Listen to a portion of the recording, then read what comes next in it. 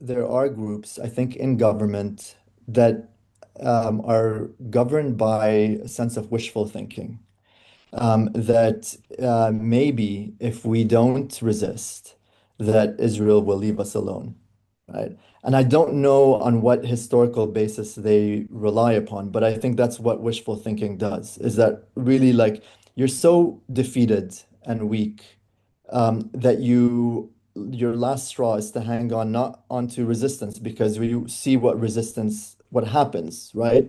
And if you're not invested in certain ways, then the destruction and the death count become the the prism with which you see the world, right? And of course, if you're that's the prism, then resistance is always going to be not the thing that you want to do because resistance inevitably means you are resisting a stronger power that has the capacity to destroy you in any context anywhere in the world, right? So if destruction and material damage is your lens, then yeah, I mean, you're obviously going to run.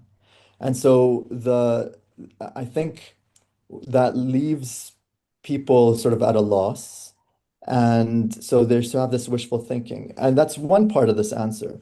The other part of this answer is that you do have groups that are, I'd say, for example, the Lebanese forces might be one of those groups that do have a vision of Lebanon, also historically, that's more in alliance with Israel, that we can maybe have some kind of rapprochement, and then and there's some sort of anti-Muslim thing going on there that like then maybe we can rule over the Muslims.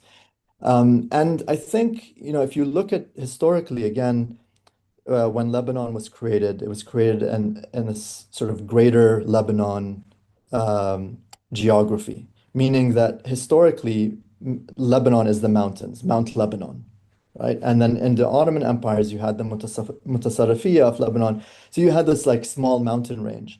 And the Maronites, pre-independence, they argued that a Lebanon that small would not be economically viable. So we need a greater Lebanon. It's an economic project, essentially. And I think they thought that they could rule over the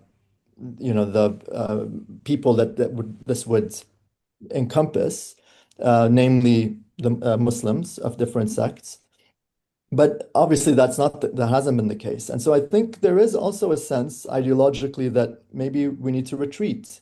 We need to create a smaller Lebanon, right? And that materializes in sort of calls for federalism, for example. So just trying to figure out, and that can be either an end or it could be code for, federalism, then you sort of detach completely. And so there is like a sense of this retreat, and the land that you essentially would give away would be the south. Maybe Israel takes that, right? So there is also a sense of, well, we don't, there again, the kind of colliding interests between Israel and certain groups that at some point in the wars in the 1970s and 80s, the Lebanese forces, they aligned themselves with Israel militarily, but now things are different. So then they do it in different ways, right? Rhetorically, you distance on one hand, and you sort of blame Hezbollah for it all, and it, of course, um, yeah. I think the other part of this is that you have a media that is all sort of become aligned in one direction, and so that also moves the story in a certain way and moves the narrative in a certain way.